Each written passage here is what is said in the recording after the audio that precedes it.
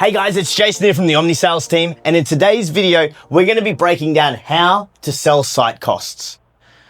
Whenever someone comes into our industry for the first time, so many of us are afraid of this site cost thing, or so many of us don't even know what it is. We get our first tender or contract back and we're like, well, what happened? Why my price got up 30 grand? That's not right. What am I going to do? And then you start asking questions and you start to fear. You feel like you've done something wrong. The first thing I want you guys to understand at the essence of site costs is you can't be afraid of site costs. So when your price goes up 30 grand, 50 grand, whatever, some 100 grand, it doesn't matter. Don't be afraid. It is what it is. It is what it is. What are you going to do about it? You're in sales. You're not going to do anything. Are you going to take a commission hit of 100 grand? Of course you're not. It is what it is. Clients understand that there's going to be a form of site cost required. Most people have done enough research now into construction to understand that this is a requirement. So a lot of consultants, when they first come in, they get really afraid of site costs because they feel like they've let down the client or they've done something wrong when the price goes up. It has nothing to do with you. When you take your paperwork in, you're taking your paperwork in with the house plans, the inclusions, the quote and everything like that. You're giving it to head office to produce a contract and to produce a tender. When they do that, they're going to calculate in the site cost exactly what's needed. And then that's the price. That's it. That's all it is. So firstly is don't be afraid. If you can get over that and you can just take my advice on this particular one, again, it's just a suggestion. The second thing you do is you educate yourself. So if you're really struggling with site costs and you can't get over the fact they keep going up, you feel like you're letting people down, educate yourself, understand what they are. Now, how do you educate yourself? What's the easiest way to educate yourself with site cost? Easy, go to a site. Go and get one of your supervisors, get them to take you to site, go and watch a house being built. Go the day that they're doing the site scrape. See the site scrape occur, or the cut and fill if it's a sloped block.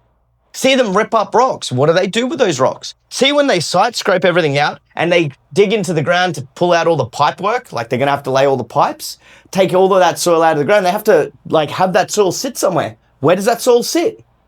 Watch them put in the big piers into the ground. Watch them put the waffle pod slab on. Watch them put the undermesh on so that water resistance and termite management's there. Watch them, how small the site is, how many bins do they have, what kind of driveway, where are they putting their porta potty? All of these things are required with site costs and they all fall under the site cost umbrella. So a lot of people think that my site cost went up because my slab went up. And a lot of people will ask the question because they're a little bit naive about the slab. Okay, can you cost me to a H1 slab? I mean, yeah, man, I can cost you a H1 slab, but do you have any fall on your block? Do you have any rock? Do you have any N3 wind rating? Do you have any bushfire? Do you have it? There's numerous things that can go on your block still that are going to be more than just a slab. So the first thing you want to do is don't be afraid. But secondly is educate yourself and understand what site costs are. Once you've educated yourself, you then educate the client. You then remind the client that this is a requirement. Understand that it's a requirement. You let the client know through the education you do, through being a trusted advisor, that this is required. In order for your house to stand the test of time, it is a requirement. Step 3 is reframe the conversation. So once we understand that it's required, we're not afraid of it anymore, and we have some sort of education, you then reframe the client, reframe the conversation of site costs, going, hey guys, I understand. You might think it's a lot of money, but would you ever put a price on your family's safety? Would you ever put a price on your house standing the test of time? Would you ever put a price on a big storm coming through and blowing out a window? Of course you wouldn't, because that's when your family would be most terrified, most scared. You reframe the conversation so they understand that the site costs are not only a requirement, but a necessity. Guys, we have legislation. We have to stand, a house has to stand for 50 years or 100 years. We have to prove that's going to happen. So through the engineering that's required, these are the things that are required, A, B, C, and D. That's why they've been charged into your tender. Again, we don't make money from site costs. All that site costs there is to do is to tick the legislation off and to make sure your house is going to be there. So that when you're sleeping at night and there's a big storm, nothing's going to go wrong, your family's safe. That's how we reframe the conversation. So it doesn't matter about what the price is.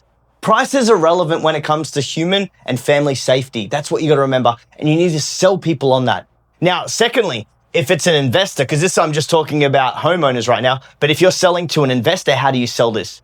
Guys, we need to do the right thing first. I always say measure twice, cut once. Why? Because if we go sloppy on our site costs, if we take the easier route or we take the cheap route, the house is never going to pass through inspections towards the end, and you're never going to get your keys. So we need to do these things, we need to do them right, and we need to do them from the start so that when we get to your keys being handed over, the council's not going to require us to do more work and it's going to delay you, which in fact was going to delay your investment. And those works will have to be done anyway. So if you're selling to a homeowner, it's family safety. If you're selling to an investor, it's about speed, and it's making sure all the legislation and all of the audits get done properly and effectively so they can get their keys quicker and they can start making their money quicker. That's how we reframe the conversation. Step 4. I don't care what problem occurs in construction. I don't care if a contract price goes up 100 grand. I don't care if a supplier goes out of business. I don't care if your builder goes bankrupt. It doesn't matter. Step 4 is remembering that everybody is an adult. Remember, everyone is an adult that you talk to. When we're dealing with adults, as an adult, something's gone wrong, all we're doing is having a conversation with another adult. Why? Because we need to come to a solution. There's a problem, we cost you this. The problem is it's come back more expensive because of these items. Let's have a conversation to make sure you understand what those items are.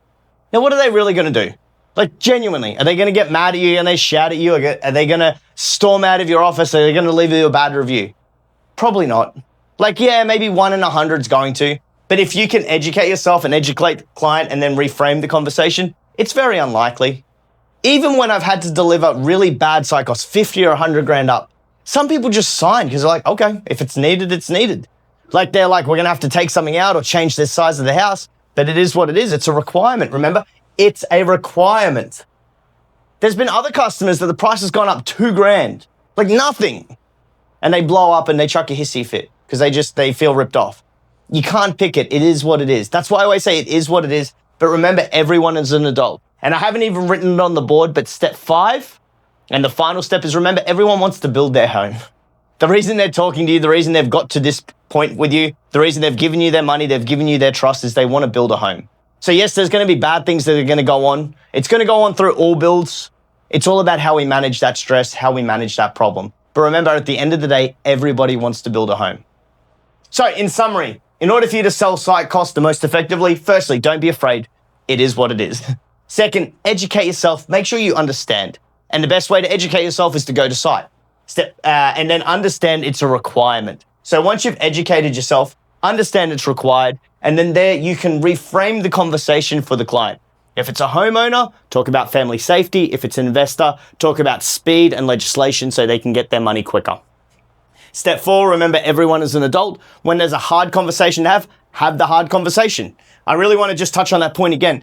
Remember, like, if you get that bad price back on a Monday and you've got the meeting on a Saturday, just call the client. Hey man, I just wanted to get on the phone. We had a bit of an issue with the site cost on this, this, and this. I just want you to be prepared so when you come in for your meeting, we can discuss it. I'm getting some answers from head office now. If there's anything that changes throughout the week, I'll give you a call. How much pressure is that going to take off your shoulders? Like, think about it. How many of you sit there when you have a price go up 50 grand and you sit there with all that pressure on you? Mate, it's not your money. The client is building a home and they want to build the home. Relax. Let that pressure off. Let that anxiety go. It has nothing to do with you. You didn't misinform the client. You didn't do anything wrong. All it is something went wrong on site. They bought that. So when they bought that block of land, they bought all of the problems or they've inherited all the problems with that block of land. So don't beat yourself up about that. Remember, everyone is adult. And then finally, everyone wants to build a home. So if there is a problem, let's get to a solution as quick as possible. And this is how you chat. Hey guys, I understand that that's a problem. I understand that you're not happy, but at the end of the day, we want to build a home and we want to move forward to the next step. So we have to go through and do this, this, and this. This is what has come up. This is what it is. Let's move forward. And usually when you not downplay it, but you relax the conversation. Hey guys, I understand you're frustrated. I understand that it's not ideal, but it is what it is. In order for us to move forward and continue to move forward and build this home, this is what's needed. So let's get into that. So let's make sure everything doesn't stall. We don't want to cost this job more by stalling the job further. We don't want you to pay more money in rent or investments or whatever when we can get you into the home quicker. All right? How's that? Is that fair? Awesome. Let's move forward. So there are the 5 steps, even though I've only written 4 on the board, of how to sell site costs to anyone. Awesome, guys. It's Jason here from the Omni Sales team. I hope you enjoyed today's video. If there's any takeaways, feel free to comment down below. If you have any objections or anything like that, write that down below and we'll make a video on that. If you could drop a like on this video, that'd be really awesome. And we'll see you on the next video. Talk to you soon.